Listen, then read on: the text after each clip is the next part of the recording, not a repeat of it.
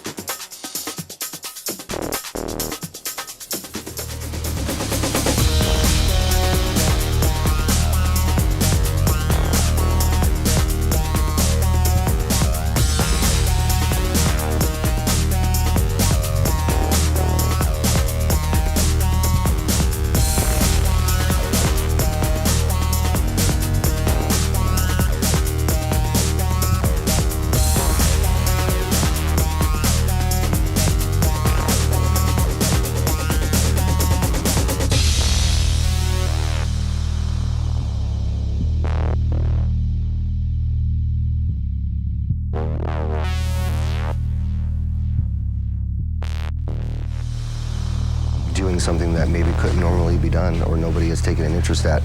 I like giving back to the ones that nobody wants.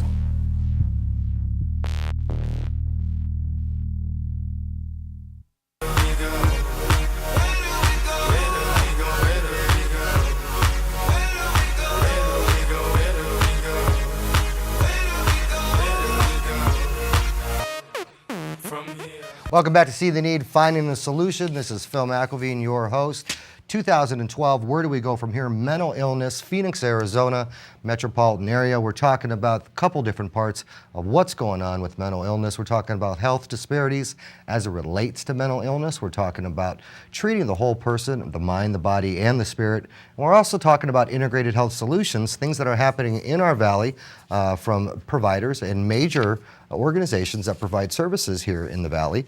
It's a privilege and an honor to welcome back and have on our show the chairman and CEO of Your Neighborhood Healthcare Center, Mr. James Alai. How you doing, James? Thanks, Phil. Nice to see you again. James, for the person, like I usually say, that comes in from Cleveland or Chicago and is here on vacation and has no idea who you are, give us a little background of what you do and where you guys come from. YNHC was started back in 2007 as a community health organization. We started developing our model in the community and working with various community service organizations to sort of expand the availability of health care through those organizations to the needy in our first location.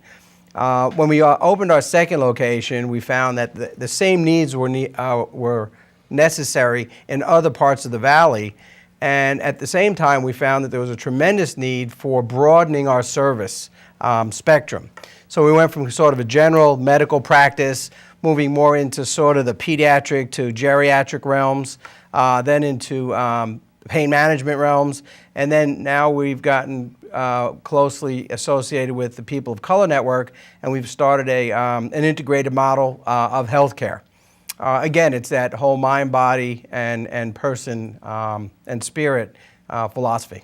You know, we talked about in the last show with Tomas about the spirituality part and some of how difficult over the years it's been to put in the spirituality part, whether it's by guidelines, whether it's by being politically correct, or, you know, it's always been treating the mind over here, the body over here, that type of psychological over here, and the spiritual side kind of took a back seat.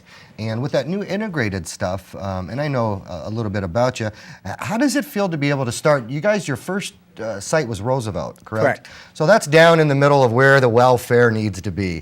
One thing I really love about the things that are Seeing the Need is based out of, it's based out of actually a scripture in the Bible, which is Jeremiah 29, which one of the phrases in it is, if you want welfare, to go be a part of it.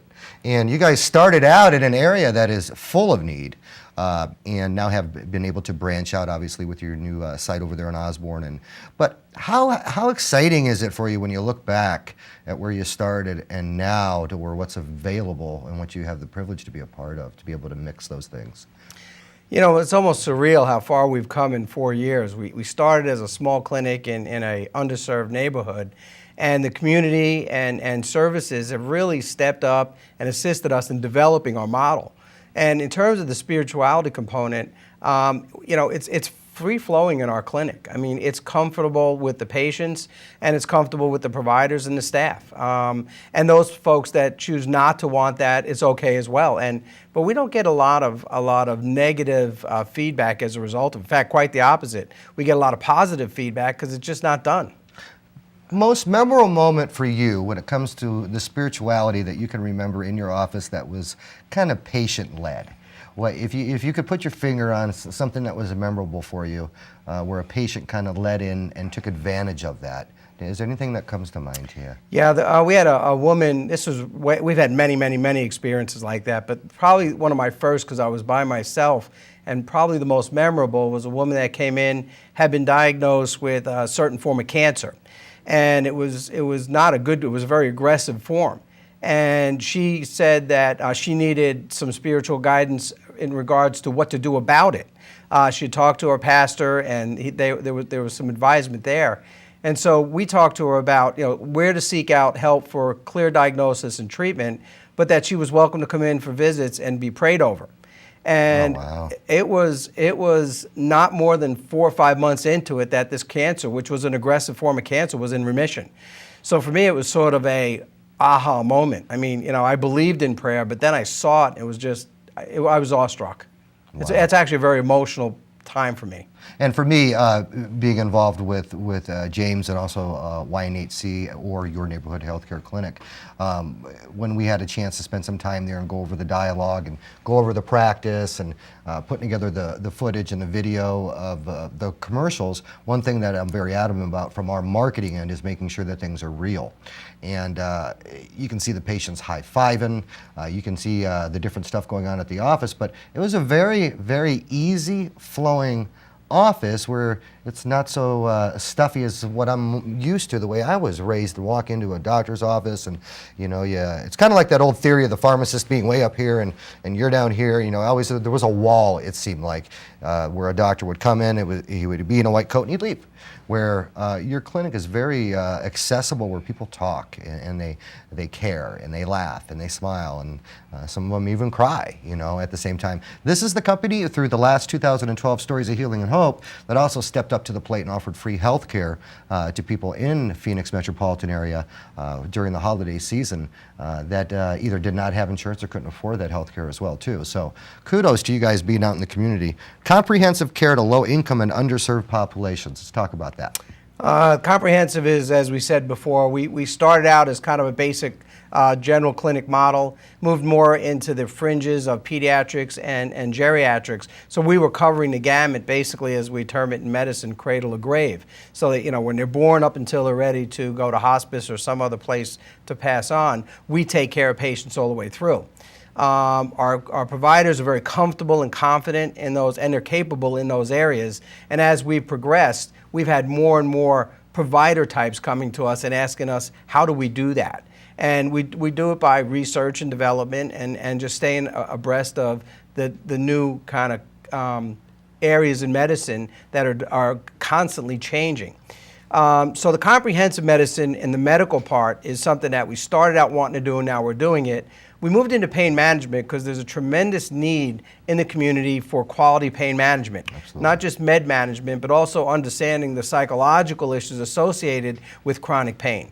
So we work with those patients as well, both, again, with the mind, body, and spirit concept. And now we've moved into the behavioral health. So we're sort of knee deep. And that's 2/3 of our model. We have another whole segment that we're in the process of developing that will provide full comprehensive medical care under one model. Not so different from the Mayo model. You know, we already talked about as compassionate as your neighborhood healthcare centers is in giving back to the community. And as you can see, I'm a big believer of starting in one point. When you said, 4 years later, and you look back at that, I remember what it was like for me 6 years ago. I was the guy that was walking that street in front of your clinic. So I know what that feels like to get that spiritual awakening as where you're able to go, wow, it really is amazing and it really does work. And what a privilege it is to be able to experience. And not everybody gets a chance to experience that either, and to be able to use that back into the community. So really, not kudos in a sense, but I'm really grateful that you're taking that experience and really focusing on it and giving it back, aligning yourselves with people like POCN and other organizations as well too. We mentioned about their caring staff, the caring patients. You'll see it in their commercial coming up on break as well. What I really like to do is, your neighborhood healthcare center's got some stuff that's going to be coming up here. They're going to be around doing some different things. We'll leave it as surprises. We'll be letting you guys know what they are up on the show before we get involved in all the specific details of all that. But they now have 2 clinics, one over on Roosevelt, one off of Osborne, and their information will be on the screen. They'll also be accessible going on to aztv.com, as well as going to seeingtheneedmarketing.org, where you could take advantage of some of the services that they provide from a very caring staff and a very caring physician's assistant and doctor staff as well too. So with that, I'd like to say thanks to Mr. James Alai. He will be back with more information on your neighborhood healthcare center. My name's Phil McIlveen, and we'll be back in a minute. Check out the commercial for these guys. They rock. Let me introduce myself to you. This is who I am. No more, no less.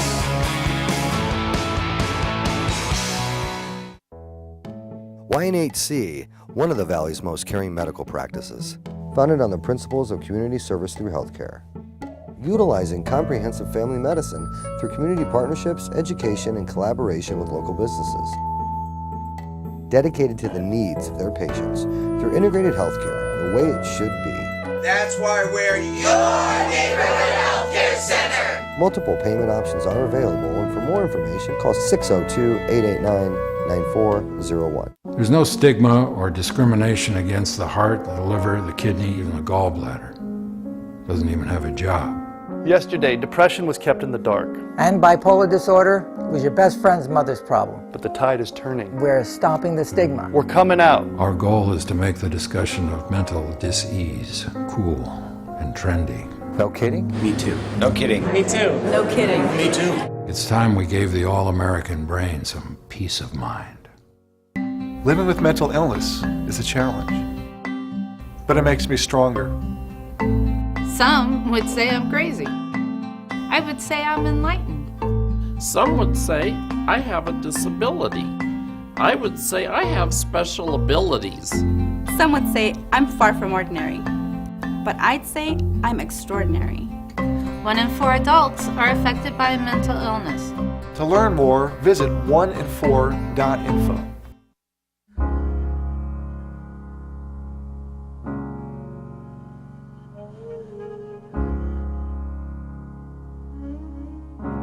Spend all your time waiting for that second chance, for a break that would make it okay.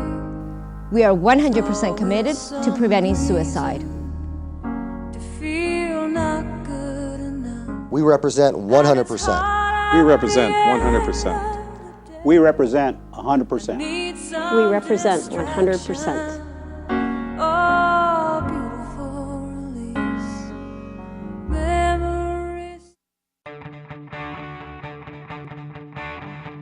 I'm Jeremiah. I work at Christie Ski and Board in Lakeside, Arizona. They're very convenient, small cars. They get the job done. Well, I always loved skiing, but I didn't have something like this. Convenience, speed. You have your kids in the back, right? But you're still able to carry your skis, carry your board, whatever you want. while still having your kids in back. Get it. It gets the job done.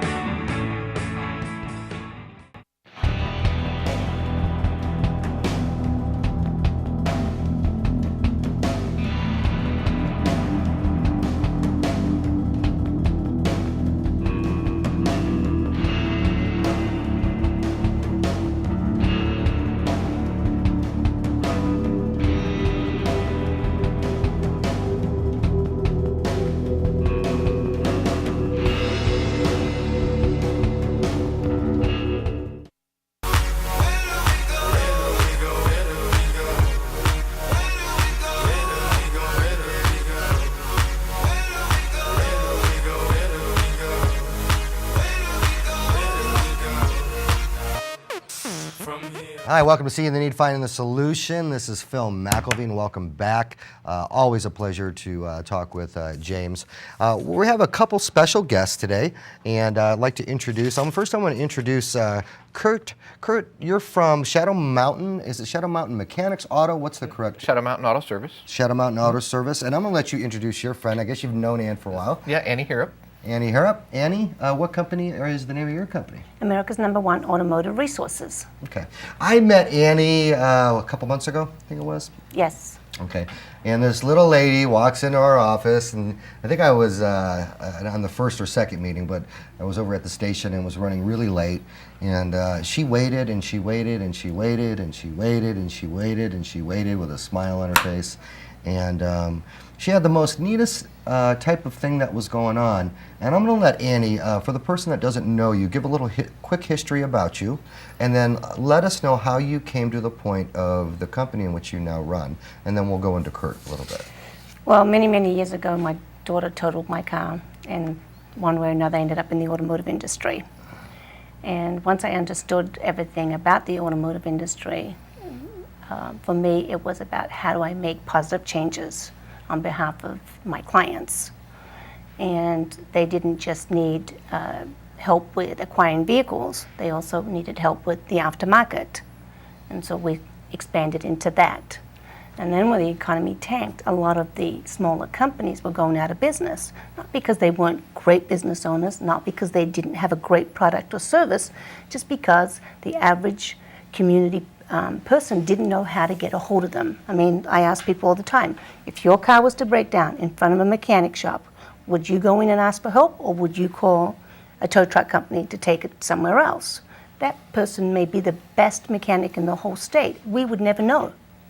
And so what I realized was what was missing was credibility, accountability, and visibility. I mean, how many micro and small business owners have the cash flow to do commercials or be on TV shows, right, or the marketing strategy that goes with it? So we collaborated and formed a company where we can all do it on a supply chain foundation. And a supply chain foundation means basically a group of local businesses or micro businesses that provide services and or products that are the best and the best maybe in your eyes and your research and your experience. And how does that work for one of us? Say I'm at home, I'm looking for a great mechanic, besides the one sitting next to you. But say I'm looking for a great mechanic, and I'm also looking for somebody that can help me. I'm a micro business, and one of my character defects is I just don't like dealing with bookwork. Mm-hmm. I mean, talk about that a little bit. Well, the one way you can get to a great mechanic is you either call us, which is what in the past they've done, or you can go to the website now, and we've got them listed under vendors. But I want people to understand, we just didn't pick the shops. We were doing business with the people we'd done business with, and then we asked them to refer the people they're doing business with. But in the meantime, what happened was we found out that if I went to Curt and said, I can give you 100 new clients a month, that just sent him into a tailspin, not him personally, but because they didn't have the infrastructure and they didn't have the people to help them grow on a positive, and that we would create a negative. So then we created the second step of the foundation, which is Business Solutions Team. Now we can go in and help them with anything they need, but it's not costly, and they can do it as need basis. And you're talking about it's not costly. You're referring to the businesses that are associated with the company that you're talking about. Correct. We've gone in and negotiated all the contracts so that now if you need a copier, let's say, you get the same cost as if you were one of the bigger companies. And you don't have to buy the big products, and you don't have to buy as many. But 60% of all businesses in this country are micro and small business owners. But those 60% pay more for the privilege for the big boys to get it for less, because nobody's created this kind of foundation. And one of the economic summits that I went to this year, one of the points that Pollock talked about was the emerging markets, and talked about the micro and small businesses aspect of things. To give a little idea for those of you who don't know about Seeing the Need marketing, Seeing the Need basically is based off of taking local businesses. That's based out of the Bible, which is Jeremiah 29, which means if you're going to be in Phoenix, you might as well bless it. But it's, I talked about it before in another show, but about 80 to 90% of charitable giving is done by individuals, not companies. If businesses aren't flourishing, and the bigger percentage are micro and small businesses, especially in today's economy, where a lot of people have been forced to leave what they know, or what they're used to, shall I say, and get creative, be able to support their families, their kids, their communities. And with that, what we wanted to do is take, in kind of in a reverse mode of what Annie does, but take these larger corporations that are used to spending a lot of money in advertising, taking very specific causes in our community that need to be met, putting together campaigns, and allowing the for-profit world to mix with the nonprofit world, and everybody gets the same exposure to try to grow as a community with the same type of philosophy there. How's it been working for you so far? It's been working great. We've held some events. Of course, we also need visibility, credibility. We have the accountability. And it takes a long time because you're trying to do it different. Than we're not just taking everybody on. So, and then of course we had to stop and step back and recreate some things, and that's really hard to do. And people don't always understand the process of what it means to create an organization from scratch, especially when you don't have all the funding that you need as well. Over here. No, just kidding. Can totally relate. That's why we have your friend Al on our staff as well too. You bring a friend with you, Mr. Curt Morgan, is it correct? That's right. Shadow Mountain Automotive Services. Curt, welcome. First time on the show? Yes, sir. First time on TV? See, it's nothing new, huh? Just sitting here talking shop. Sure. How long, give us a little background for the people who don't know who Shadow Mountain Auto Service is. I've been in the automotive business for more than 25 years. I guess now more than like 27 or 28 years. It's dating me, but and a relatively new business. I started the worst economy in our lifetime about 4 years ago. So my business is, I got quoted in the newspaper here a few weeks ago, and I used the term, it's been a bloodbath, but it kind of is. It's an embarrassing term, but it's just been terrible, and I've been so fortunate. I mean, I'm really, truly fortunate and lucky because my business has just been growing, and I'm very interested in the whole giving back, like you're talking about, not just the community, but I'm passionate about my business. I teach at Glendale Community College, and I'm involved in just about everything that furthers the image of the automotive business. Part of the reason that I'm involved with Annie and part of what she does is improve the image of everybody that's involved because of that accountability. And I'm really, really fortunate to be a part of that, and glad to be a part of that, because it furthers the, when you're fortunate, you want to give back, you do the things that we've done. I've been involved in some stuff, the packages from home for the troops and stuff. But in this business, there's very little that you can do. There's not charity for businesses. We're businesses. But as far as improving the image, I believe there's more good, honest guys out there than not, and the ones who aren't give everybody a bad name and drag things down. So not only that, you touched on the point, and both of you did. It's very hard to grow a business in advertising wise if you don't have the capital to do so. You started out 4 years ago in a market that it's not always the easiest market to do something with that in, but you've been in the business with a long time, so with the heart and the experience becomes a dedication aspect, which is blessed. One thing that we talked about in our very first meeting, me and Annie, was taking, we have a school for kids in the summer, graphics design school for free for adoptive, foster, homeless kids, stuff like that. But was trying to figure out a way how to mix in the automotive side of it, maybe put together something for kids that are getting ready to enter into that adult life, meaning over the age of 18, but giving them a skill set, because let me tell you, some talented kids out there. We put kids anywhere from the age of, I think it was 5 or 6 all the way to 17 in a 3-month long course, and amazing what they could do. just absolutely amazing. They actually even came out at the end and produced a show. So the idea of mixing that in with the campaign aspect too of the mental illness, it will be interesting to see how that plays out and seeing if we can do that as well. I got a call yesterday to do the same thing with the cooking for kids, for veterans and their wounded warrior dads. So what I love about cause marketing is it gives the people that are, the way I put it is this, it gives the local businesses that really deserve that awareness, that visibility that Annie talked about. It gives them exactly what the other people get. Not that they're any different or any better, but there are some beautiful companies and there are sponsors, every single one of them, and collaborators that have spend money on advertisement and are very large. It's a privilege to be able to pass that on and be creative with the small business owner to see how they can continue to grow, continue to offer an employment to people in our valley, increase their business so they can feed their family, and get more exposure. Curt, I always ask everybody this question, and we got a couple minutes, so actually about a minute to kind of answer this. Defining moment which causes you as a person to give back, if there is. It's the simplest way you can say. Well, gosh, that's tough. There isn't a moment, but somewhere there was the epiphany, somewhere along, I guess, when we started kind of getting into, the skill set of running a business is different than working on cars. I worked on cars for 25 years and then started running a business, and it's a whole different deal. And it's at the point that you realize that you're not fixing cars, you're fixing people, and the little neighborhood that I am is just a constant, stream of referrals and the same people over and over, and you start to care about them, you laugh with them, you cry with them, they come in just to sit down in our office and say hello and shoot the breeze with you. And it's somewhere in there the epiphany came that we're serving people, and it's beyond just a profit-driven thing. Annie, real quick, if you could say one thing to the people out that are viewing this right now about what's available to them, what would it be? Real quick. Help, support, trust, and knowing that they'll never be sold anything, that it's more a education process as they need it. Okay.